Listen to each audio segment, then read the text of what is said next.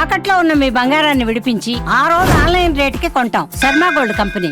నమస్కారం, welcome to Suman TV. నేను గీతాంజలి. చంద్రగ్రహణం వస్తుందండి సెప్టెంబర్ 7వ తారీఖున. సమయం చాలానే ఉంది, కానీ చాలా మందికి ఎన్నో సందేహాలు ఉంటాయి. అసలు భారతదేశంలో కనిపిస్తుందా, పట్టుబడిపి సమయాలేంటి, మనం ఎలాంటి జాగ్రత్తలు తీసుకోవాలి అని చెప్పి. దాంతో పాటుగా గర్భిణీ స్త్రీలు అసలు ఎలాంటి జాగ్రత్తలు తీసుకోవాలి, అందరూ ఎలాంటి నియమాలు పాటించాలి. దాంతో పాటుగా కొంతమంది అంటే ఈ ద్వాదశ రాశుల్లో మధ్యస్థంగా కొన్ని రాశుల వారికి ఉంటుంది అని చెప్పారు. 4 రాశుల వారికి. ఆ 4 రాశుల వారు ఎవరు, వారికి ఎలాంటి లాభాలు ఉంటాయి, ఎలాంటి నష్టాలు ఉంటాయి, ఇవన్నీ కూడా తెలుసుకుందాము. వివరించేందుకు ప్రస్తుతం మనతో పాటు ఉన్నారు ప్రముఖ జ్యోతిషులు, శ్రీచక్ర పీఠం వ్యవస్థాపకులు బ్రహ్మశ్రీ ప్రదీప్ జోషి గురువు గారు. వారితో మాట్లాడదాం. గురుగారు నమస్కారం అండి. గురుగారు, మరి సెప్టెంబర్ 7వ తారీఖున వస్తున్నటువంటి ఈ చంద్రగ్రహణం 12 రాశుల్లో చూసుకుంటే నలుగురికి అంటే 4 రాశుల వారికి బాగుంది, 4 రాశుల వారికి అశుభంగా ఉంది. వారు యాగం చేసుకుంటే మంచిదని చెప్పారు. శుభం అశుభం కలిపి మధ్యస్థంగా ఉన్నటువంటి 4 రాశులు ఎవరండి వారు అసలు? సరే, మకర రాశి వారికి ధన స్థానంలో వస్తుంది ఇది గ్రహణం. కాబట్టి మకర రాశి వాళ్ళకి ఏంటంటే ఈ గ్రహణం వల్ల ధనలాభం అయితే ఉంటుంది, ఆపర్చునిటీస్ వస్తాయి, ధనం అయితే వస్తుంది. మకర రాశి వారికి మంచిది. తర్వాత తులారాశి వాళ్ళకి ఏంటంటే ఈ గ్రహణం పంచమ స్థానంలో వస్తుంది. కాబట్టి దీనివల్ల ఏంటంటే వాళ్ళకి ప్రోగ్రెసివ్, వాళ్ళకి నాలెడ్జ్ ప్రోగ్రెసివ్ అయితే ఉంటుంది, స్కిల్ ప్రోగ్రెసివ్ ఉంటుంది, నాలెడ్జ్ ప్రోగ్రెసివ్ ఉంటుంది. యాజ్ వెల్ యాజ్ సంతాన దోషాలు కూడా పోయే అవకాశం ఉంటుంది. సంతాన అనపత్య దోషం అని ఒకటి ఉంటుంది.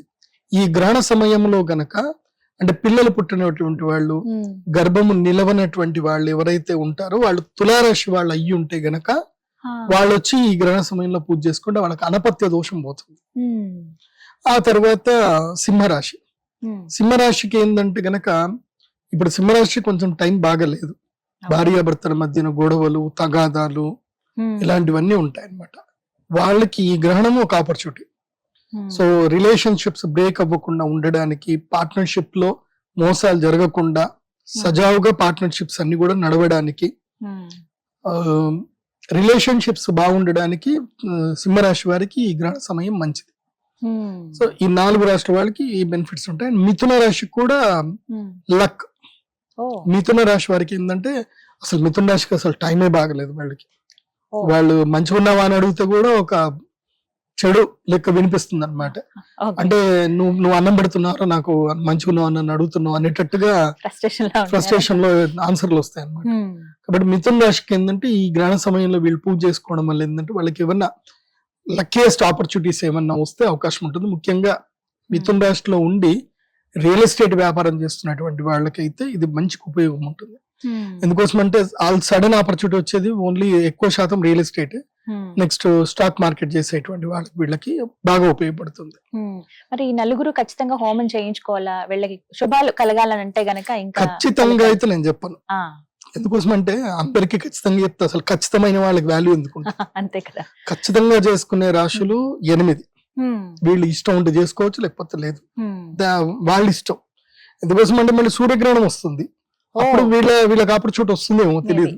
ఇప్పుడు వీళ్ళకి ఆపర్చునిటీ అయితే కాదు. ఈ 4 రాష్ట్రాలకి ఇష్టం ఉంటే చేసుకోండి, లేకపోతే లేదు, నాట్ మ్యాండేటరీ. ఇక జనరల్ గా అడిగేమంటే గర్భిణీలు ఎలాంటి జాగ్రత్తలు తీసుకోవాలని అడుగుతారండి, ప్రత్యేకించి గ్రహణం. ఈసారి అయితే మనకి గ్రహణం కనిపిస్తుంది కాబట్టి గర్భిణీ స్త్రీలు ఎట్టి పరిస్థితుల్లో అప్రమత్తంగా ఉండాల్సిందే. వీళ్ళు ఏంటంటే కనుక ఎవరైనా సరే అందరికీ ఫస్ట్ నియమాలు ఏంటంటే ఈ గ్రహణ సమయంలో పట్టు విడుపులు ఉంటాయి కాబట్టి సాయంత్రము సూర్యాస్తం అయ్యే లోపలనే అందరూ భోజనాలు కంప్లీట్ చేసేసుకోవాలి. పాత్రలు అన్ని కడిగేసి పక్కన పెట్టేసుకోవాలి. ఆవకాయల మీద, జాడీల మీద, ఏమన్నా ఆహార పదార్థాల మీద ఏమన్నా దర్బలు వేసుకునేది ఉంటే 6 గంటల లోపలనే వేసేసుకోవాలి. దేవాలయాలు కూడా మూసేది ఉంటే ఉదయమే 12 గంటల లోపలనే దేవాలయాలు మూసేయాలి. గ్రహణ వేదం ముందే ప్రారంభం అవుతుంది కాబట్టి సెప్టెంబర్ 7వ తారీఖు ఉదయం నుంచే దేవాలయాలు అయితే మూసేయాలి. నాకు తెలిసి తిరుమల తిరుపతి దేవస్థానం కూడా సెప్టెంబర్ 7వ తారీఖు ఉదయం పూజ చేసేసి 9 గంటలకే మూసేస్తారని నేను అనుకుంటున్నాను. ఉదయం 8-9 గంటల వరకు మూసేస్తారు. గ్రహణ వేద 12 గంటల ముందు నుంచే ప్రారంభం అవుతుంది కాబట్టి ఉదయం మూసేస్తారు. తర్వాత భోజనాలు, ఇప్పుడు గర్భిణీ స్త్రీలు ఒకవేళ భోజనం ఏమైనా చేద్దాం అనుకుంటే ఏం లేదండి, అరటి పండ్లు, దానిమ్మ పళ్ళు, అదే విధంగా కాశ్మీర ఫలం అంటే సేబులు, యాపిల్, సపోటాలు, నారింజ పళ్ళు, ఏవైనా సరే పళ్ళన్నీ కూడా తీసి మీ దగ్గర పెట్టుకోండి. పళ్ళు పెట్టుకోండి. భోజనాలు ఏమైనా చేసేది ఉంటే 6 గంటల ముందే భోజనాలు కంప్లీట్ చేసేసుకోవాలి. ఇక ఇంటికి మొత్తం ఆచ్ఛాదనం చేసుకోవాలి. ఇంట్లో ఇక్కడ వెలుగు రాకుండా చూసుకోవాలి. ఒక ఆవు నెయ్యిలో పువ్వొత్తి పెట్టుకోవాలి, మంచి పెద్దది. పువ్వొత్తి అంటే ఏంటంటే ఒక కర్చీప్ లాంటిది, ఒక square 2 inch by 2 inch 4 by 4 inch ఒక చిన్న క్లాత్ తీసుకొని, కాటన్ క్లాత్ తీసుకొని దాని మధ్యలో బియ్యం వేసి దానికి చక్కగా చుట్టి కట్టేసి ఒక దీపం లాగా చేయాలి.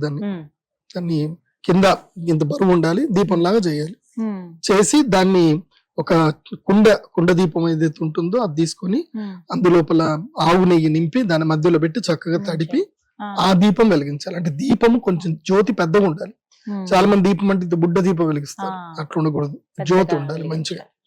గర్భిణీ స్త్రీకి 6 అడుగుల దూరంలో ఉండాలి.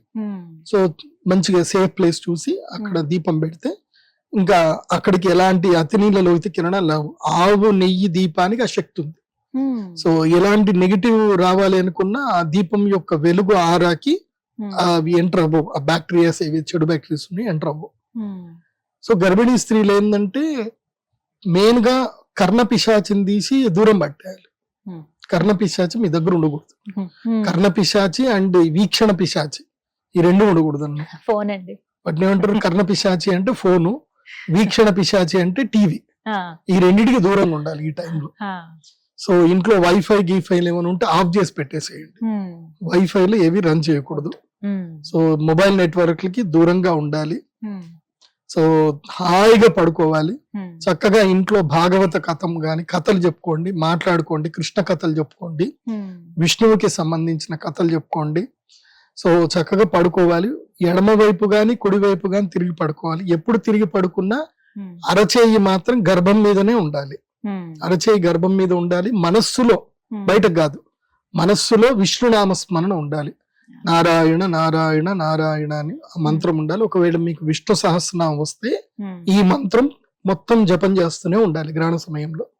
ఏ మంత్రం అంటే వనమాలి గదీశాంకి శంఖీ చక్రీ చనందకి శ్రీమాన్ నారాయణో విష్ణుర్ వాసుదేవోభిరక్షతు. ఈ దివ్య మంత్రము చదువుతూనే ఉండాలి. లేదా ఈ మంత్రం రాలేదు, ఇంకొక మంత్రం ఉంటుంది. శ్రీరామ రామ రామేతి రమే రామి మనోరమే సహస్రనామ తత్తుల్యం రామనామ వరాననే. ఈ మంత్రం, ఈ 2 దివ్య మంత్రాలు గర్భిణీ స్త్రీ మధ్యలో మంత్రం చదువుకుంటూ ఉండాలి. మీకు ఏ మంత్రము రాదు అన్న రామనామ మంత్రము చాలా శక్తివంతమైన మంత్రం. రామ్ రామ్ రామ రామ రామ అనుకుంటున్నా చాలు. శ్రీరామ జయ రామ జయ జయ రామ ఈ దివ్య మంత్రం చదువుకున్నా చాలు. ఇలా అంటున్నాను ఏమనుకోకూడదు. గ్రహణ సమయంలో శివనామ స్మరణ చేయవచ్చు కానీ గర్భిణీ స్త్రీలు చేయకండి. చేయకూడదండి. ఏం కాదు, చెయ్యొచ్చు. కాకపోతే ఏంటంటే ఆ శక్తి వేరే ఉంటుంది. శివుడు అంటే భోళాశంకరుడు కాబట్టి ఇప్పుడు ఈ గ్రహణానికి విష్ణునామ స్మరణ శ్రేష్టం. విష్ణు రక్షకుడు, శివుడు లయకారకుడు, శివుడు ఉగ్ర స్వరూపం. ఇప్పుడు గ్రహణ సమయంలో ఉగ్ర స్వరూపం మనకి చింతన వద్దు, కానీ శివుడు కూడా అంత గొప్పవాడే, నేను లేదని చెప్పను. కాకపోతే ఏంటంటే అంతే సమయాన్ని బట్టి తారతమ్య భేదాలు కొన్ని ఉంటాయి, కొన్ని చోట్ల కొన్ని ఉంటాయి. మనకి సర్జన్ ఎక్కడ అవసరమో అక్కడనే సర్జన్ అవసరము, జనరల్ ఫిజిషియన్ ఎక్కడ అవసరం అక్కడ జనరల్ ఫిజిషియన్ చాలు మనకి. సో మనకి ఇప్పుడు సర్జన్ అక్కర్లేదు కాబట్టి నారాయణ స్మరణ చేసుకోండి సరిపోతుంది. ఒకవేళ శ్రీచక్ర స్ఫటికలింగం మీద ఉంటే దగ్గర పెట్టుకోండి, ఏం కాదు, మంచిది, అది రక్షణ ఇస్తుంది. ఎవరైనా శైవ సిద్ధాంతం పాటించేటువంటి వాళ్ళు ఎవరైనా ఉంటే చేసుకోండి, శివనామస్మరణ చేసుకోవచ్చు. ఇది ఒకటి. రెండవది ఏంటంటే మంచినీళ్లు, ఇది చాలా ప్రధానం. చాలా మంది ఏంటంటే మంచినీళ్ళు ప్లాస్టిక్ బాటిల్లో పెట్టుకుంటారు. గ్రహణ సమయంలో ప్లాస్టిక్ బాటిల్లో నీళ్లు పెట్టకండి. గ్రహణ సమయంలో ఇత్తడి చెంబులో నీళ్లు పెట్టుకోవాలి. స్టీల్ చెంబులో కూడా పెట్టుకోకూడదు. ఇత్తడి చెంబు లేదా రాగి చెంబులోని నీళ్లు పెట్టుకోవాలి. అందులోపల ఒక బిల్వ పత్రం, ఒక తులసి దళం వేసి ఉంచుకోండి. అయితేనే ఆ నీరు దోషపూరితం కాదు, లేదంటే దోషపూరితం అయిపోతుంది. అండ్ గ్రహణ సమయంలో పాలు, పాల పదార్థాలు ఏవి తినకూడదు. కోవా, బజ్జీలు ఇవేవి తినకూడదు. ఇంకా ఈవెన్ నువ్వు గర్భిణీ స్త్రీ అయినా సరే, నువ్వు రోగభూయిష్టం అయినా సరే, నువ్వు ఆ సమయం లోపల ఉడికించిన ఆహార పదార్థాలు ఏవి తినకూడదు. గర్భిణీ స్త్రీ ఒకవేళ ఆకలి అవుతుంది రాత్రంతా, మనకేం పట్టట్లేదు, ఎప్పుడైపోతుంది గ్రహణం అన్నట్లు ఉంటే గనక చక్కగా పళ్ళు తినండి. మీ కడుపు నిండా ఎన్ని పళ్ళు కావాలంటే అన్ని పండ్లు తినండి. కానీ కాకపోతే ఉడికిచ్చిన పదార్థాలు ఏవి తినకూడదు. తీసుకోవద్దంటారు. నాకు మూడొచ్చింది నేను మ్యాగీ వేసుకుంటాను, ఏం తినకూడదు. అది బాగా గుర్తుపెట్టుకోండి. మ్యాగీ చాలా అస్సలు నియమాలు తినకూడదు. పాటించాలి. ఎందుకోసం అంటే గ్రహణము నువ్వు సర్పస్వరూపాన్ని తిన్నా అది నీకు వేదగానే ఉంటుంది. చాలా మందికి ఈ గ్రహణ వేద పాటించరు. నేను చాలా మందికి చెప్తాను, మీరు ఇది చూసుకోండి. ఈ వీడియో చూస్తున్న వాళ్ళందరికీ చెప్పేది ఏంటంటే, మీ జాతక చక్రములో మీ యొక్క జాతకంలో రాహువు చంద్రువుతో ఉన్న చంద్రగ్రహం ఎక్కడుందో చూసుకోండి. జాతక చక్రంలో లగ్న కుండలి, మిగతా ఏ కుండలి కాదు, లగ్న కుండలి. లగ్న కుండలిలో చంద్రుడు రాహువుతో ఉన్నా కేతువుతో ఉన్నా ఆటోమేటిక్ గా సూర్యుడు రాహువుతోటో కేతువుతోటో ఉంటాడు. సో సూర్య చంద్రులు ఇద్దరు కూడా రాహుకేతువులతో ఉంటే గనక మీరు గ్రహణ వేదలో పుట్టారు అని అర్థం. గుర్తుపెట్టుకోండి. మీరు పుట్టే సమయానికి మీ లగ్న కుండలిలో చంద్రరాహు చంద్రకేతు ఉంటే ఆటోమేటిక్ గా రవిరాహు రవికేతు యుతి ఉంటుంది. అది ఉంది అనంటే మీరు గ్రహణ వేదలో పుట్టారు అని అర్థం. కాబట్టి మీరు ఆ గ్రహణ వేదలో పుడితే ఈ చంద్రగ్రహణానికి మీరు రావాలి, ప్రత్యేకంగా పూజలు చేయించుకోవాలి. ఈసారి చంద్రగ్రహణానికి ఉన్న ప్రత్యేకత ఏమిటంటే, మేము ఇస్తున్న ప్రత్యేకమైన గిఫ్ట్ ఏంటంటే చంద్రామృత శివలింగం ఇస్తున్నాం. ఇది చాలా రేర్ స్టోన్ అన్నమాట. చంద్ర అమృత శివలింగం ఇది అక్కడ దొరకదు. ఇది నా దగ్గర మాత్రం ఉంటుంది. నేను ప్రత్యేకంగా తయారు చేయించాను. ఇప్పుడే ఆల్రెడీ ఆర్డర్ ఇచ్చేసాను. 250 శివలింగాలు ఆర్డర్ ఇచ్చాను. నేను రెడీ అయిపోతున్నాయి. కేవలం 250 మందికి మాత్రమే చంద్ర అమృత శివలింగాలు ఇస్తాను. గ్రహణ సమయంలో ఈ చంద్రామృత శివలింగాన్ని ప్రసాదంగా తీసుకోవాలి. గ్రహణం టైంలో మాత్రమే తీసుకోవాలి. వేరే టైంలో తీసుకున్నా పెద్దగా యూజ్ ఉండదు. అప్పుడు మేమైతే పూజ చేసి పెడతాం. తర్వాత కావాలంటే మీకు అదృష్టం ఉంటే తీసుకోవచ్చు. ఉంటే ఎందుకోసం అంటే అవి స్టాక్ దొరకవు. 250 మాత్రమే చంద్రామృత శివలింగాలు చాలా ప్రత్యేకంగా ఉంటాయి. అది ఎలా ఉంటుందంటే దాని ప్రత్యేకత ఏంటంటే, దాన్ని మీరు సూర్యుడు వెలుగులో పెట్టి లోపల నుంచి చూస్తే అందులోపల ఇంద్రధనస్సు రంగులు కనిపిస్తాయి. దానిలో ఆ శివలింగం యొక్క ప్రత్యేకత అది చాలా రేర్ ప్రోడక్ట్ అన్నమాట. సో ఈసారి మేము కమర్షియలైజ్ కాకుండా అందరి కోసమని ఇస్తున్నాం. ఎందుకోసం అంటే ఈ చంద్రామృత శివలింగం గనక ఉంటే గనక మీరు అభిషేకం చేసుకుంటే, ప్రతిరోజు ఇంట్లో పెట్టుకుని అభిషేకం చేసుకొని ఆ నీళ్లు తాగారు అనుకోండి, రోగబాధ ఉండదు. కాకపోతే వర్షం నీటితోటి చేసుకోవాలి. వర్షం నీటిని ఒడిసిపెట్టి ఆ నీటితో అభిషేకం చేసుకోవాలి. అంటే మేఘాల నుంచి డైరెక్ట్ వచ్చిన నీళ్లే పనికి వస్తాయి దానికి. భూమిని అంటిన నీళ్లు పనిచేయవు. భూమిని అంటడం అంటే భూమి లోపలికి ఇనికిపోయి కొంచెం స్టోర్ అయినవి పనిచేయవు. సో అదే మేఘాల నుంచి డైరెక్ట్ గా పడ్డప్పుడు మీరు ఒడిసిపెట్టారనుకోండి, ఆ నీటిని మీరు దాచుకొని ఆ నీటికి రోజు ఇప్పుడు మేఘాల నుంచి పడ్డ నీళ్లు చక్కగా మీరు ఇంట్లో స్టోరేజ్ చేసి పెట్టుకున్నారనుకోండి, మంచి నీళ్లు కదా అవి. అందులోపల చాలా అద్భుతమైన శక్తి వస్తుంది. కెమికల్స్ ఏవి కలవు, బాగుంటాయి. ఆ నీటిని మీరు తీసుకుని రోజు ఒక చెంబేడు మీరు అభిషేకం చేసి ఆ నీళ్లు తాగారనుకోండి, మీకు ఎలాంటి అనారోగ్యాలు రావు, శక్తి సిద్ధిస్తుంది. కాకపోతే దానికి కొంచెం ఎక్స్ట్రా పేమెంట్ ఉంటుంది. ఈసారి అందరికి 18,000 తీసుకుంటున్నాం. ఈసారి ఎక్కువగా ఎవరికి యంత్రాలు ఇవ్వట్లేదు. గ్రహణం సమయంలో ఎవరికి కూడా అరిష్ట నివారణ యంత్రాలు ఇవ్వట్లేదు. దానికి ఎక్కువ కాస్ట్ ఉంటుంది, చాలా మంది బేర్ చేసుకోలేకపోతున్నారు. కాబట్టి మెయిన్ గా 18,000, 25,000 రెండే ప్యాకేజ్లు ఉన్నాయి. సో చంద్రామృత శివలింగం కావాలంటే 25,000, లేదు ఓన్లీ రాహుకేతు లాకెట్ కావాలంటే 18,000 అంత ఇస్తే సరిపోతుంది. సో ఈ వీళ్ళందరూ కూడా గ్రహణ పూజలు ఎప్పుడు చేయించుకోవాలనుకుంటున్నారు, ఇప్పుడే బుక్ చేసుకోండి.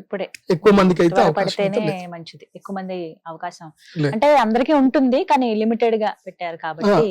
వెబ్సైట్ ఒకసారి చెప్పండి గురుగారు. pradeepjoshi.com నా పేరు మీదనే వెబ్సైట్. ఓకే, విన్నారు కదా, గురుగారి పేరు మీద వెబ్సైట్ ఉంది. ఒకసారి మీరు చెక్ చేయండి ఏమేమి ఉన్నాయి, ఏంటి రాబోతున్నటువంటి గ్రహణ రోజున ప్రత్యేకతలు ఏంటి, ఎలాంటి పూజలు చేసుకోవాలి ఎవరెవరు అనేది మీరు చెక్ చేసుకున్న తర్వాత వెంటనే రిజిస్ట్రేషన్స్ కూడా స్టార్ట్ అయ్యాయి కాబట్టి వెంటనే బుక్ చేసుకోండి.